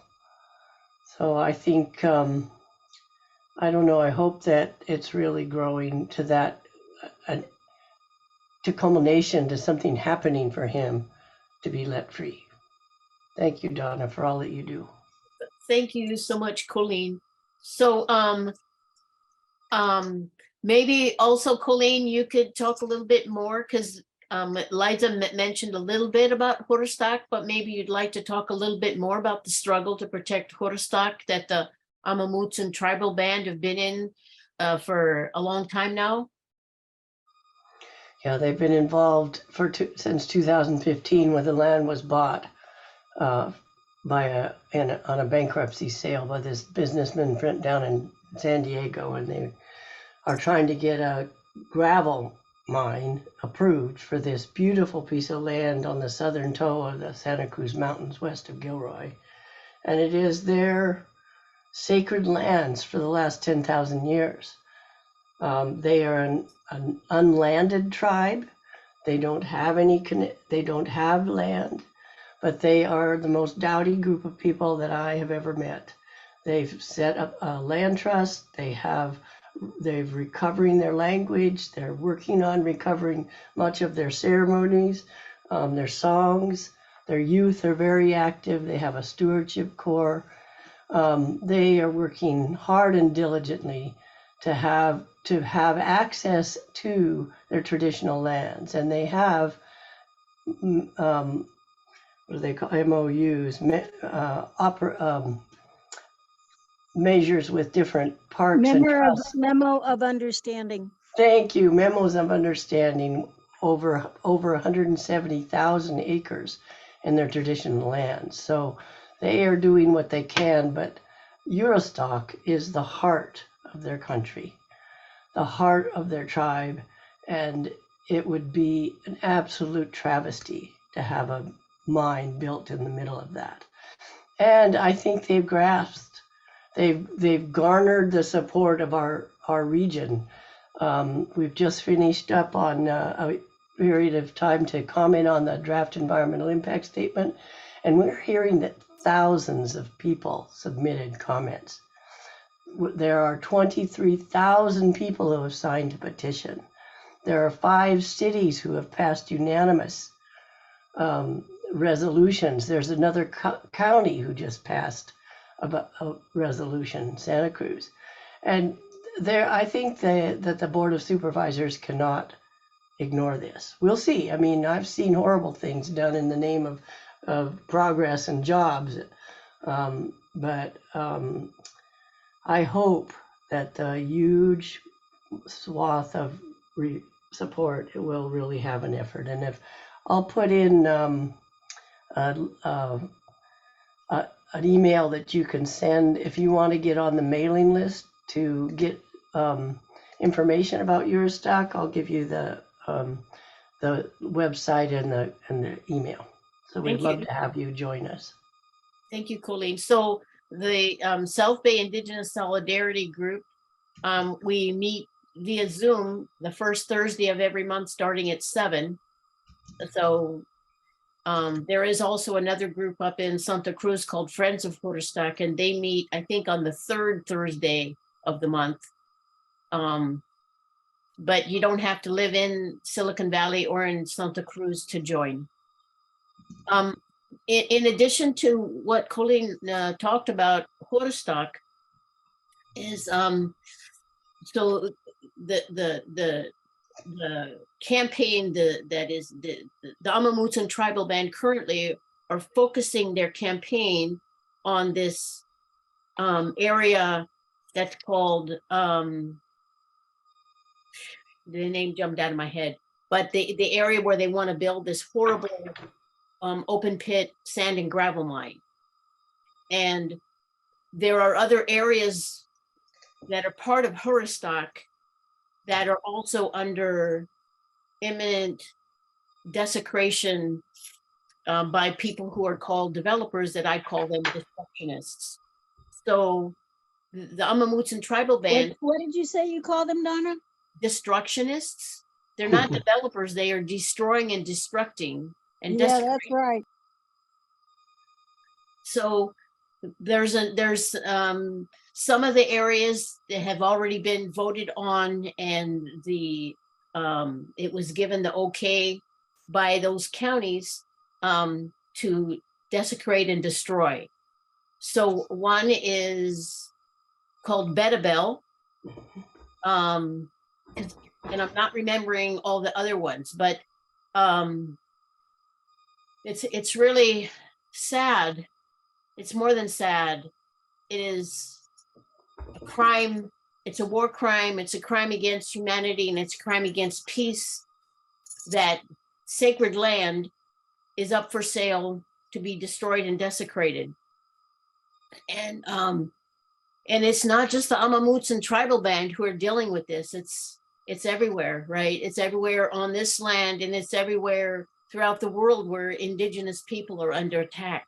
But very sadly, the Amamutsan tribal band had to kind of make a decision about which area of Juristac they were going to focus on, because they felt they didn't have the resources of people power, their power, money to focus on all the areas that are under imminent death and destruction and desecration all at the same time. So they chose this one area that is going to have this open pit mine built on it. But there are other areas where they're going to build like roadside gas stations, restaurants, things like that, that are not necessary to be built on this sacred land, because they wouldn't do it.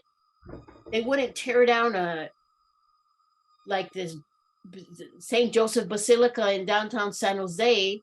They wouldn't tear that down to build a shopping mall. They wouldn't go to a cemetery where white people, so-called white people, are buried to who knows, build a restaurant. So it's disgusting that this is continuing to happen. And we're now in the year 2022, where there finally is acknowledgement to the annihilation that happened here, that millions of indigenous people were annihilated, murdered in cold blood. There are places like here in California, or at least in the Bay Area, where it's now called Indigenous Peoples Day and not Columbus Day. And there is acknowledgement of, the day of mourning that some people call Thanksgiving Day. So that this is still allowed, this death and destruction and desecration is still allowed to happen, is beyond description. It's despicable. But that the tribe had to choose which area of Juristac they were gonna, put all their efforts into, when so many areas of it are under imminent threat. So I just wanted to mention that. Thank you so very much, Colleen. Willow, would you want to say anything? Something about some of the work that you do also? Thanks, Donna, for inviting me. I didn't have a chance to prepare anything. I would have loved to have picked out a poem or some of Leonard's writings to read, but I didn't have a chance to do that. So I guess I'll just chat a bit. So in 1976, I was on a tour of the West Coast in support of Inez Garcia, who defended herself against a rapist who was charged with murder. And when we got to Vancouver, there was a demonstration at the prison that Leonard was being held in, and we were trying to stop his extradition to the United States. Obviously, the United States did not listen to the people. And it's just really incredible how many people of power through the decades have said that they knew Leonard was innocent, but they just kept going along with the FBI pressure to hold him. And it's wonderful that all these senators recently and all these different people who have influence under capitalism are calling out for his release, and hopefully Biden will listen. It reminds me of what Mariam Kaba said about hope is a discipline. And it reminds me of when I was visiting Carmen Valentin at FCI Dublin, which I visited her every week for over 10 years. And the weekend after Nelson Mandela was released in South Africa from prison, she said, someday that's going to be us walking out these prison gates. And I thought to myself, I wish I had that confidence in the US government that they would release them. But she was right. She was determined. She just maintained, she and Dilcia and all of them, they maintained that determination that they were going to be released. And she was right. And that party, the day they got out, was like one of the best days of my life. It was just an incredible, incredible day. And so right now I'm working on the ACLU of Santa Cruz County has asked me to be on a panel. They call it prison reform. So I didn't say anything to them about it, but I'm going to do prison abolition instead of prison reform. And I'm going to explain why I'm an abolitionist. And so I've been thinking about, why am I an abolitionist? And I've been thinking about my own life, my own being directly impacted, being raped as a kid, going through violence, but not, and people saying, well, why don't you charge your brother?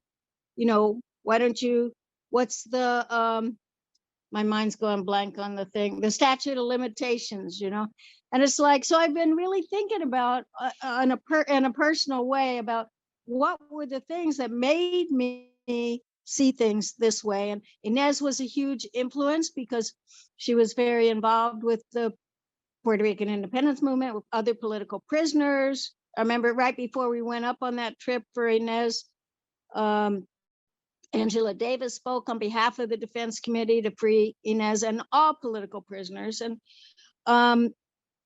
so, yeah, before that, I had gone through a period, actually, I was so angry about men with the whole rape thing that I was a separatist for a while. And thank goodness I worked with political prisoners who like struggled with me about that. And that, you know, I really changed my views. I've been dealing with in the last number of months a whole lot of disability issues, health issues. I've been dealing with health issues for decades, but I've been dealing with a lot of disability stuff this summer and having a lot of problems and been on a lot of webinars about the disability justice movement. And I feel like that's been good for me because I had been involved with disability more like the civil rights movement in the 70s in Berkeley, Center for Independent Living, but to be involved with people who are abolitionists, who are anti-capitalists, who are led by BIPOC people, who it's just an amazing movement that's very strengthening and healing for me because I just feel like I was getting really down with my health and my disability issues, and it was getting very discouraging. And so to be on webinars and meetings with people who talk about disability not as a negative, sometimes as a really positive thing, and yet at the same time, like Charlie, I think you're still on. Today I was on a meeting, I'm in Haiti Action Committee, and my brain goes blank. I have a dementia, form of dementia. And I never know when my brain's just gonna blank out. And so I was talking, and I had been on this meeting about the MST in Brazil.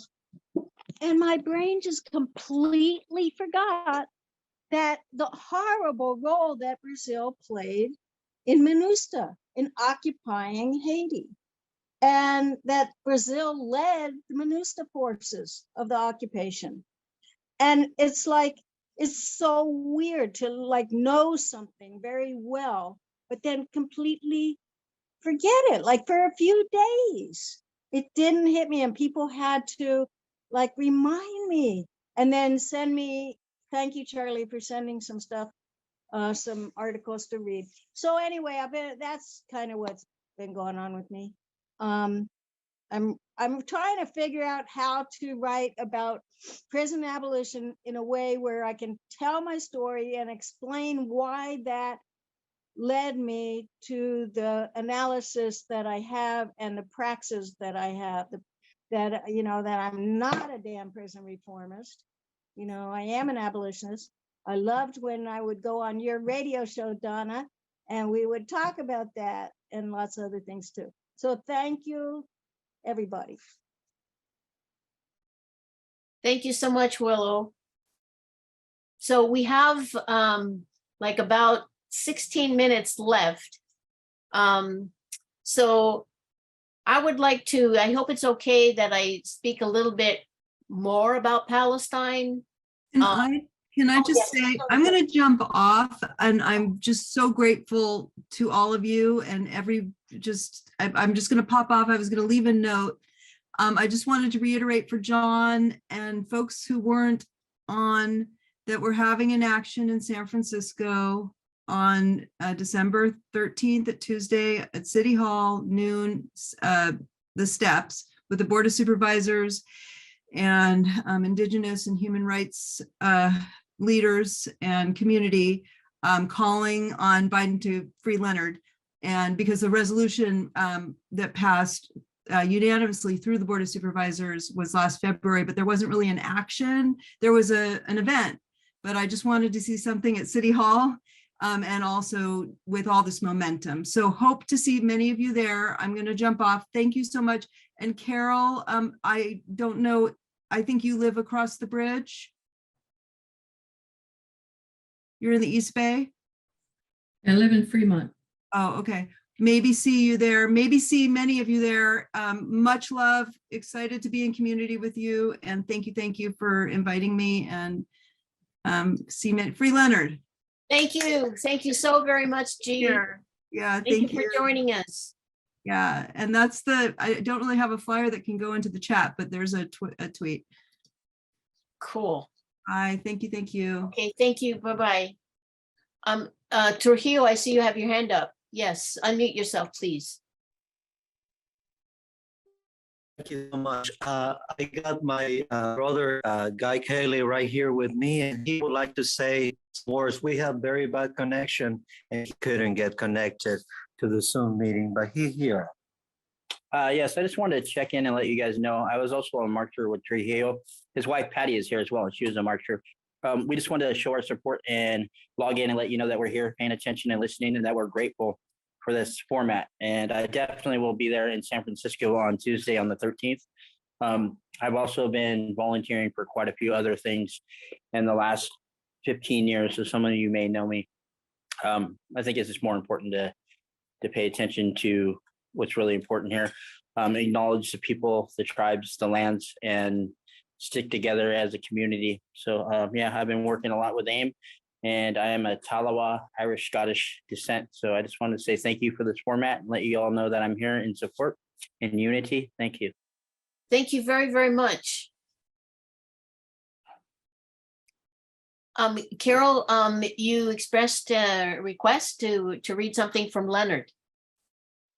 Yes, I was looking for something that he had written, and I have a folder of emails and things, but there's not really very much to, share about that. But I did find the picture that I took with him in 2015 when I went to visit him in prison. Put that on the little notebook I keep. Then I also found a copy of an Eagle's Cry that this is from Prison Writings. And I thought, oh, this would be really cool to read this. So Leonard wrote this. It was in that book. Listen to me, listen. I am the Indian voice. Hear me crying out of the wind. Hear me crying out of the silence. I am the Indian voice. Listen to me. I speak for our ancestors. They cry out to join you from the unstilled grave. I speak for the children yet unborn.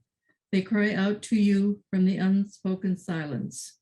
I am the Indian voice. Listen to me. I am a chorus of millions. Hear us. Our eagle's cry will not be stilled. We are your own conscience calling to you. We are you yourself, crying unheard within you.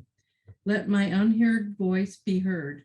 Let me speak in my heart and the words be heard, whispering on the wind to millions, to all who care, to all with ears to hear and hearts to beat as one with mine. Put your ear to the earth and hear my heart beating there. Put your ear to the wind and hear me speaking there. We are the voice of the earth, of the future, of the mystery. Hear us. Thank you so much. Fabulous. Yes. Oh, that's so beautiful. So I do have those words because I used to have it in print that I used to have at the table when I tabled for Leonard Peltier, and I researched it on the internet and found the words. So I copied and pasted it, and so I have it printed out. So I will have it when I table for Leonard at upcoming events. The Mexican New Year here in Muwek Moloni land at Emma Prush Park, and also hopefully at the Stanford Powwow. But I can also make it into a PDF, and whoever I have your email address and want it, I can email it to you. I did want to say some words about Palestine because I do think that the Zionists learned a lot of lessons from what the Europeans did here on this land to do what they started doing and continue to do in Palestine. So the whole issue is Zionism. And Zionism is an ideology that there should be a land just for the Jewish people. And if that isn't racism, then I don't know what is. Because nowhere in the world is there any place where there's just one group of people. There are many groups of people wherever you go, right? And there are some people who say, well, the Jews are God's chosen people. Well, I personally don't believe in God, but I do think that if there is a God, God would love every living being. God would not choose one group of people over another. God also does not, if there is a God, God doesn't love human beings over other living beings. So God, if there is a God, God loves all life, right? So I personally would like to see that International Human Rights Day be an international human and living beings rights day, that all living beings have rights, because animals can't talk, they can't go to court and struggle for themselves. The trees, the plants, the water, the air we breathe, all the living beings that are in the dirt, right, that we can grow food on, they cannot speak for themselves. And so we as humans have to, and I know everybody on this chat agree with me, but we as humans have to acknowledge that we are not supreme over any other form of life. And so I kind of diversed away from things I wanted to say about Palestine. There's a very good book written by Thomas Suarez, and I'm not remembering exactly the full title, but part of the title is State of Terror, and it is how the Zionist movement began its war terror on the Palestinians living in Palestine, including Christians, Muslims, and Jews. Anybody who did not agree with their policies was under attack and were killed. British soldiers were killed. The Zionists expanded their terror war into Europe and went into Europe and killed and murdered people in Europe to establish their illegal state. The UN had no jurisdiction to partition Palestine, yet in 1947, the UN partitioned Palestine. And why was that ever even upheld? Why was it ever upheld? And that was the continuing on of the terror war that started in Palestine in the late 1800s, early 1900s. What's his name? Lord Balfour promised to the English people that he would give land in Palestine to the Jews. Well, 1917, the Ottoman Empire hadn't ended yet. So there was no British mandate. How can you promise land that's not even yours to people who don't even live there? I mean, it's just mind-boggling, all these crimes that were committed to establish this illegal terrorist settler colonial apartheid state where more than half of the land was given to European people who had never originated from there. The great majority of European Jews came from the Kazakh region that was part of Russia, where in the 1500s, the leader said, oh, I like Judaism, and he forced everybody to convert to Judaism. I'm not against the Jewish religion and the struggle, I shouldn't say it, the struggle, the crimes that are being committed in Palestine, like John said, have nothing to do with religion. Palestinians, whether they are Muslim or Christian, do not and never have hated Jewish people. They've never been against some of them are Jewish. Yeah, there are Palestinians who consider themselves to be Jewish, the ones who were born in Palestine before 1947. Some of them who are still alive consider themselves to be they're Palestinian and they are Jewish. Not all Jews are Zionists, not all Zionists are Jews. But Zionism is a horrible, racist, white supremacist, Jewish supremacist ideology. And please learn what you can about the truth about Palestine. Speak out for justice for the Palestinians. Don't let anybody make you back down by calling you an anti-Semite. Say, I'm not anti-Semitic, I'm anti-Zionist. And don't let anybody, shame you. Be proud that you speak out and for justice for Palestine and Palestinians.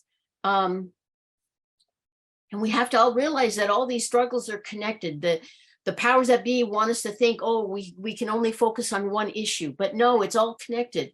Leonard Peltier is connected to what's going on in Palestine, as what is going on in Palestine is connected to Leonard Peltier, because Leonard Peltier had the courage at the age of 17 to stand up and say, I have got to be a warrior for my people. And he didn't mean just his own specific tribe or nation. He meant all indigenous people. And in prison, he has done struggles for sovereign indigenous people throughout the world, what he can do from inside prison.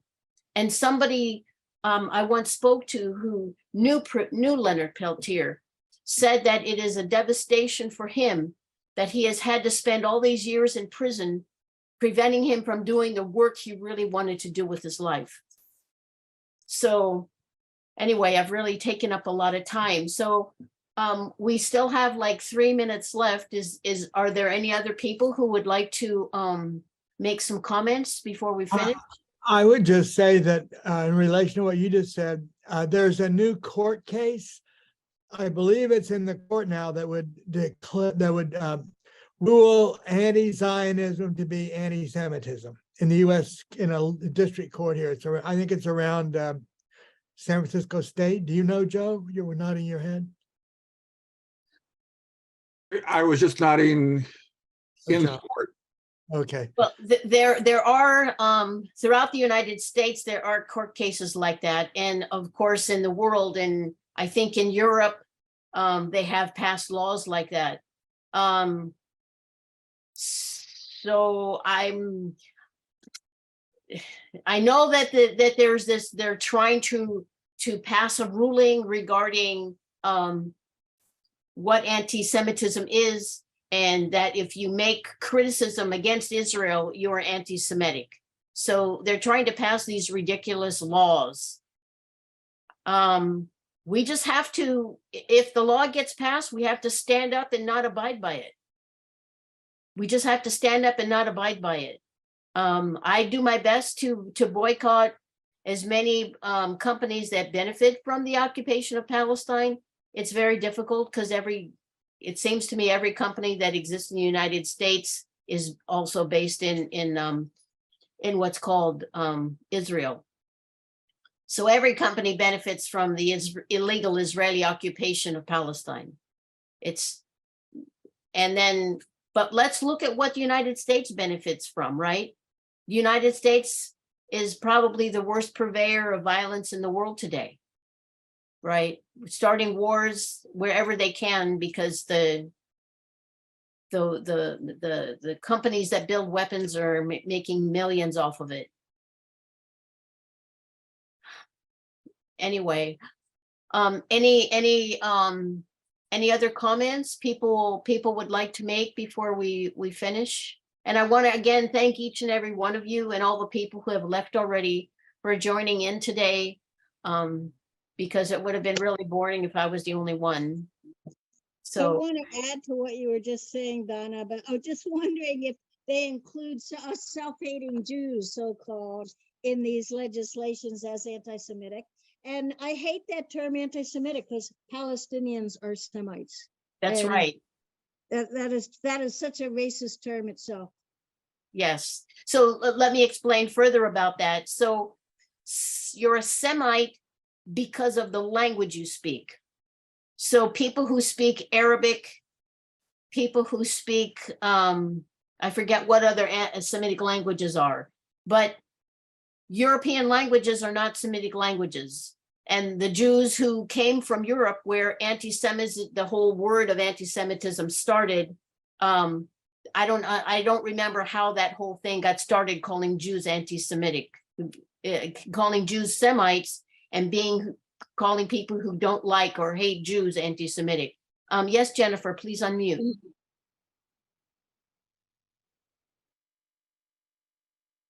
Might have been Sorry. Jesus or Aramaic. Yeah, I didn't want to interrupt that because it's very important. I have a sister-in-law, Esria Sharon, who created a sister city with Boulder and Nablus, Palestine, and she teaches other communities. She's been a peace negotiator with under a foundation that Jimmy Carter founded, and then she's been doing this as a peace mediator on her own since then. But I was just going to point out that in the chat, let me just let you guys see me for a second. Hi, I'm the person who was singing before. But that I had put a lengthy chat in the chat about my one of my closest friends, Emmett Young. You can read about it if there's a way to get information afterwards from the chat. He's the lead drummer of his village in Belize, and they're self-emancipated, a village of self-emancipated slaves, and they're being threatened by the largest international multinational sandblasting company, which is American, which is called Vulcan. And Vulcan has already destroyed 5 US cities and areas of Mexico. And the only thing that might stop them in Belize is environmental review, but it's probably just going to be bought up by corruption by the government. And Emmett is one of the sweetest people. If you just look him up on Facebook, I put his information in the chat if anyone's interested. But I've just been trying to get the word out, and it's a hard thing because it's this this huge multinational. They get away with whatever they want, and I've just been beside myself for the past year over the whole thing, and donated what I can and try to get the word out. But sorry to stop the discussion on Palestinian injustices, because I feel it very strongly as an American humanist Jew who feels that I was lied to in my youth about the situation in Israel, and I'm very upset about it. And my husband, same thing. We went to the same temple where my sister-in-law went, and we were just brainwashed as kids.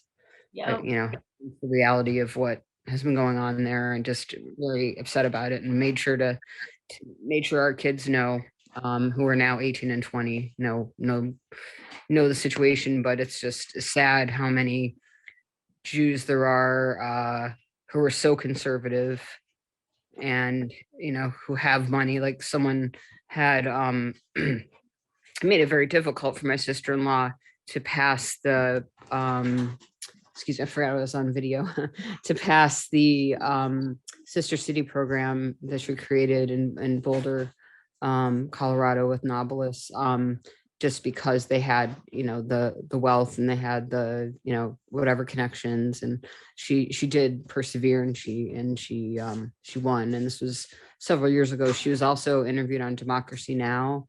With Amy Goodman, along with the Jewish conservative person. I can't remember their name, but if you looked up Esria Sharon, Cherin, and I'm sure in archives of Democracy Now! But I don't want to take away from Leonard Peltier and everything. It's just similar other injustices in the world of people that should never be enslaved and put in jail or anything, or land that should be free, and people who should be free. So thank you very much for tonight. Thank you, Jennifer. But it was super important that you put the information in the chat and spoke what you said, because like I said earlier, it's all connected. Leonard Peltier has never been ever just about himself. His struggle has always been about justice for all the people, justice for the land. And so thank you very much for, putting that in the chat and speaking out. Yeah, and it's good for people just to know about Vulcan in general because they've had too much of a reach in 5 US states and Mexico and now Belize. And I just don't know how I'm gonna continue to go on. Because I think I'm imminent, and it's a place I've lived in, beautiful place and very, very poor, just unfortunately, and beautiful. Just my friends, for anyone who hasn't looked at the chat, he started a drumming school to get kids off the streets in Belize City called Drums Not Guns 20 years ago, and has been teaching drumming techniques from the Creole Maroon culture. And he's traced back to villages in Africa where people in his village, he did a GoFundMe campaign and went back there and could tell people were like aunts and uncles in terms of, how they looked compared to people in his village. So he was very, very heartened by that. And he plans to try to go back, but who knows what'll happen to his home village. And it's very, very beautiful place. But the information's in the chat for anyone who wants to know more about it. And it's a long thing because I took it from a Facebook post I had written about it. Thank you. Thank you very much, Jennifer. Thanks for everything that everyone does here. It's very appreciated as a fellow activist. So yes, thank you. So before we close out, I want to say doctrine of discovery. So if you've never heard of that, then look it up, research it on the internet, doctrine of discovery. And it was started by the popes in the 1500s, which is a horrible, horrible thing. It's part of our constitution, which is why companies can do what they do on indigenous land. So Willow, do you have your hand up? Yeah, I just was thinking about what you said about Semitic languages and thinking that Jews spoke Aramaic under Roman colonialism and exile, and Aramaic is very related to Arabic and Hebrew. And so perhaps that's the origin of calling Jews Semites. I don't know. And it's not that important, but the whole thing about fighting that concept of anti-Semitism being anti-Zionism is the key of that one. Yes. Thank you so very much, John, for putting the doctrine of discovery into the chat. So everybody who has not heard about it, please check it out. It's super important to know about this, the doctrine of discovery. It's white supremacy on steroids. So it is after 8 o'clock.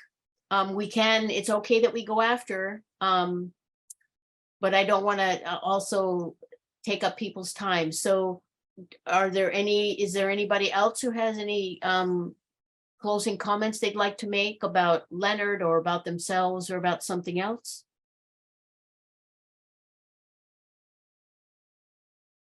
You can either unmute yourselves or put your hands up.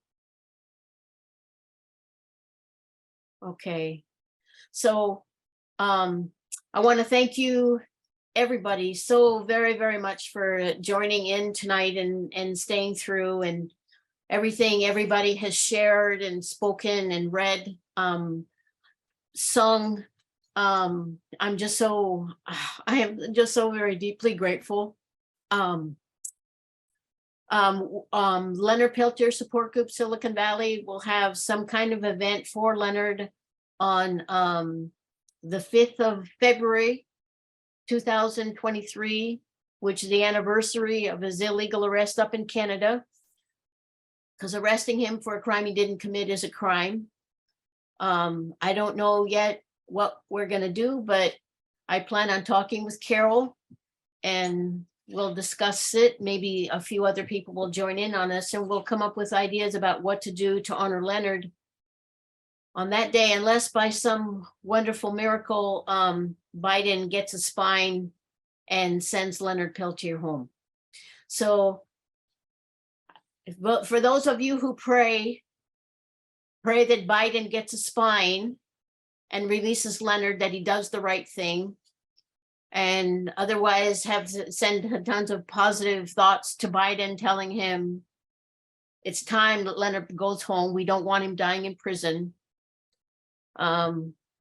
So. And Mumia. Oh, yes. And Mumia, but that's not with Biden. That's with this judge in Philadelphia, that this judge in Philadelphia grant the trial. Because if the trial happens, the evidence will prove that he's innocent. So anyway, thank you so very much, everybody. And those of you who joined late, I opened up the Zoom with a wonderful song from Jim Page. It's called Song for Leonard Peltier. And he wrote this beautiful, beautiful song about what happened and Leonard Peltier going to prison. So it's a very powerful, very, very beautiful song. So if you not Google, I hate Google. If you do an internet search on Jim Page, JIMPAGE,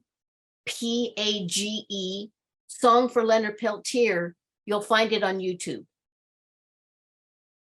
And it's wonderful. All right. Thank you so very much. And I will end the